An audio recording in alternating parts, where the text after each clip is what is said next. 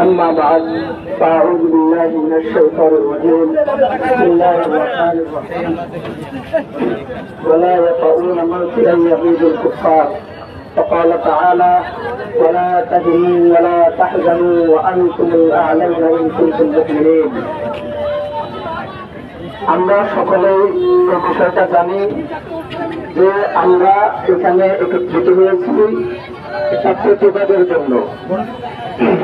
ভারতের রামগিরি নামে এক পুরোহিত আমাদের নবী বিশ্ব নবী হযরত মুহাম্মদ মুস্তাফা সাল্লাল্লাহু আলাইহি ওয়াসাল্লামকে নিয়ে কটূক্তি করেছে। তার প্রতিবাদ করতে গিয়ে আমরা এখানে একত্রিত হয়েছি। আমরা এখান থেকে বলতে চাই যে আমাদের নবী কোরআনের ঘোষণা অনুযায়ী রাহমাতুল লিল আলামিন। সুতরাং যারা আমাদের নবীর দুশমন হবে সে আদুউল লিল আলামিন। যে আমাদের নবী পুরা বিশ্ববাসীর জন্য রহমত।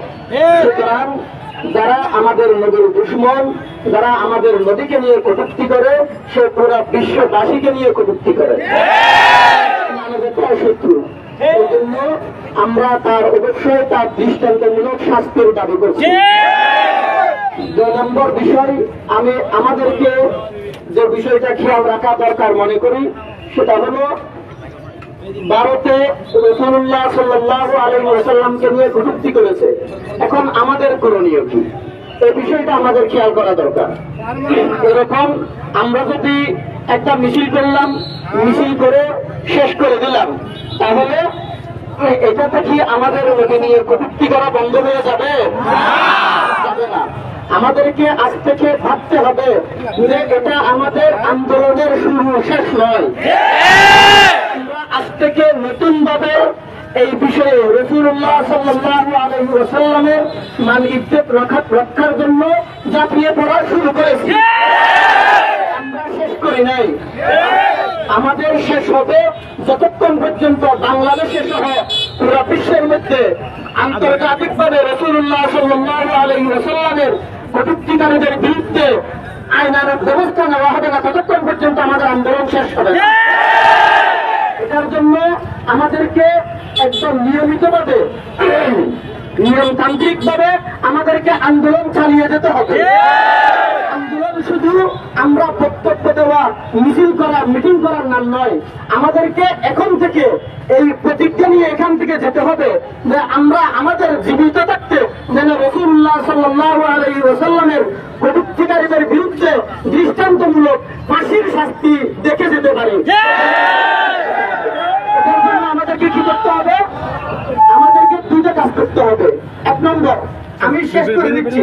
1 নম্বর হলো রাসূলুল্লাহ সাল্লাল্লাহু আলাইহি ওয়াসাল্লামকে আমি যে মুহাব্বত করি এটা আমাকে প্রকাশ করতে হবে। শুধু দিনে একবার প্রকাশ করলে হবে না। আমাদের হিন্দুরা আমাদের নবীকে নিয়ে, বিভিন্ন নাস্তিকরা, মুরতাদরা আমাদের নবীকে নিয়ে কটাক্ষ করতেছে। কেন? দেখতেছে দিন দিন মুসলমানদের সংখ্যা বাড়তেছে। আমরা যদি এখন ওদেরকে রাত দিতে চাই, ওদের যেন খারাপ লাগে এরকম যদি আচরণ করি, এটা এদের প্রথম শাস্তি। রামগিরিকে শাস্তি দেওয়ার জন্য আমাকে ইন্ডিয়ায় যেতে হবে না, আমি আমার ঘরে থেকেও তাকে শাস্তি দিতে পারি। আমি আমার জীবনের প্রত্যেকটা ক্ষেত্রে রাসূলুল্লাহ সাল্লাল্লাহু আলাইহি ওয়াসাল্লামের আদর্শকে বাস্তবায়ন যখন করব, তারা দেখবে যে আমরা যতই তাকে খারাপ বলতেছি তার অনুসারী বাড়তেছে। এটাই 1 নম্বরের তাদের শাস্তি। আল্লাহ তাআলা কোরআনে পাকের মধ্যে বলতেছেন ওয়ালা ইয়াতাউনা মাউতিয়ান ইয়াজিদুল কুফার ওয়ালা ইয়ানালুনা মিন আদুউইন লাইলান ইল্লা কুতিবা লাহুম বিহি আমালুন সালিহ। যে তার মুসলমানরা যদি একটা হাতেও যে হাতটা থেকে কাফেরদের কষ্ট হয়, তাহলে এটার জন্য আল্লাহ পাক রব্বুল আলামিন তাকে নেকি দান করবেন। সুবহানাল্লাহ। এই জন্য আমরা আজ থেকে নতুন ভাবে প্রতিজ্ঞা করব, আমরা যা ভুল করেছি আজ থেকে আমরা জীবনের প্রত্যেকটা ক্ষেত্রে রাসূলুল্লাহ সাল্লাল্লাহু আলাইহি ওয়াসাল্লামের আদর্শকে বাস্তবায়ন করব। নামাজ থেকে নিয়ে সবগুলো এই ইসলামের বিধিনিষেধ আমরা পালন করব ইনশাআল্লাহ। এই যে এই কটূক্তিগুলো করা হচ্ছে, এটার বিচারের ব্যবস্থা কিন্তু রাষ্ট্রের করা হচ্ছে। তারা ব্যক্তিগতভাবে করা সবসময় সম্ভব হয় না, কিন্তু এটা বিচার ব্যবস্থা হলো রাষ্ট্রীয়ভাবে করা। রাষ্ট্রীয়ভাবে 2 ধরনের আইন করতে হবে। 1 নম্বর হলো রাষ্ট্র যদি কেউ বাংলাদেশের ভিতরে কেউ রাসূলুল্লাহ সাল্লাল্লাহু আলাইহি বাইরের কোন লোক বলেন যে পৌরসভা থেকে ঘোষণা দিচ্ছে, ঘোষণা বন্ধ করতে, ওই মাইকটি ঘোষণা। যদি আন্তর্জাতিক পর্যায়ে বাংলাদেশের বাইরে কোথাও রাসূলুল্লাহ সাল্লাল্লাহু আলাইহি ওয়াসাল্লামকে নিয়ে কটূক্তি করা হয়, তার জন্য বাংলাদেশে আইন করতে হবে। কিভাবে আইন করা হবে? আমরা এই আইন করব যে যে দেশে রাসূলের নামে কটূক্তি করা হবে সেই দেশের সাথে আমরা কূটনৈতিক সম্পর্ক বিচ্ছিন্ন করব। সেই দেশ থেকে বাংলাদেশের রাষ্ট্রদূতকে প্রত্যাহার করা হবে। বাংলাদেশ থেকে ওই দেশের রাষ্ট্রদূতকে প্রত্যাহার করা হবে। এটা হবে না, এটা আমরা বারবার বলে আসতেছি। আজকে প্রথম রাসূলুল্লাহ সাল্লাল্লাহু আলাইহি ওয়াসাল্লামকে নিয়ে কটূক্তি করা হয়নি, অনেক আগের থেকে রাসূলুল্লাহ সাল্লাল্লাহু আলাইহি ওয়াসাল্লামকে নিয়ে কটূক্তি করা হচ্ছে, কিন্তু এটার কোনো বিচার আসতেছে না, এটার কোনো আইন আসতেছে না। এটার কারণ আমাদেরও কিছু দুর্বলতা আছে। সেটা হলো আমরা এমনিতে রাসূলুল্লাহ সাল্লাল্লাহু আলাইহি ওয়াসাল্লামের মহব্বতের জন্য আন্দোলন করি, ঝাঁপিয়ে পড়ি, কিন্তু রাসূলুল্লাহ সাল্লাল্লাহু আলাইহি ওয়াসাল্লামের আইন সমাজের মধ্যে বাস্তবায়ন হওয়ার জন্য আমরা কাজ করি না। আজ থেকে আমাদেরকে এটাও এখান থেকে প্রতিজ্ঞা নিয়ে যেতে হবে যে আমরা জীবনের বাকি যতটা ভোট দিব সব ইসলামের জন্যই দিব। আমরা অনেকজনকে, বাংলাদেশ হয়েছে আজকে 52 বছরে আমরা অনেককে ভোট দিয়ে দেখেছি।